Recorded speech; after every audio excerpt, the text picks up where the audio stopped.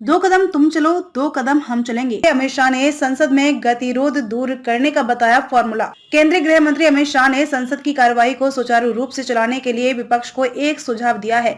शाह ने कहा कि अगर विपक्ष बातचीत के लिए आगे आता है तो संसद में मौजूदा गतिरोध को सुलझाया जा सकता है। उन्होंने कहा कि अगर विपक्ष दो कदम आगे बढ़ता है तो सरकार भी दो कदम आगे बढ़ने को तैयार है। अध्यक्ष के सामने बैठकर सुलह कर सकता है गतिरोध। शुक्रवार को एक एनक्लेव में भाग लेते हुए शाह ने कहा कि विपक्ष अगर चाहे तो दोनों पक्ष अध्यक्ष के सामने बैठकर चर्चा कर सकते हैं। उन्हें दो कदम आगे आना चाहिए और हम दो कदम आगे बढ़ेंगे, फिर संसद चलना शुरू हो जाएगी। शाह ने राहुल पर कटाक्ष करते हुए कहा कि वे बस एक प्रेस कॉन्फ्रेंस करते हैं और कुछ नहीं करते।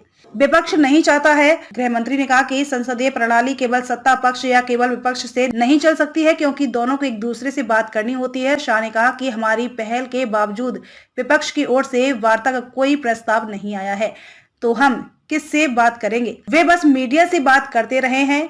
भाजपा नेता ने राहुल के कैम्ब्रिज वाले बयान पर कटाक्ष भी किया। उन्होंने कहा कि राहुल को विदेशों में जाकर भारत का अपमान नहीं करना चाहिए।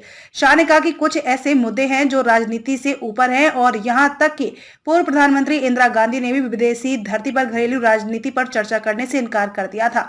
संसद में न बोलने देने के राहुल गांधी के आरोपों पर शाह ने कहा कि सभी को नियमों का पालन करना होगा और संसद में बोलना फ्री स्टाइल नहीं हो सकता और सभी को नियमों का अध्ययन करना चाहिए और उन्हें समझना चाहिए। गृह मंत्री ने कहा कि संसद में बहस नियमानुसार होती है। आप संसद में उस तरह से बात नहीं कर सकते हैं जैसे कोई सड़क पर कर सकता है।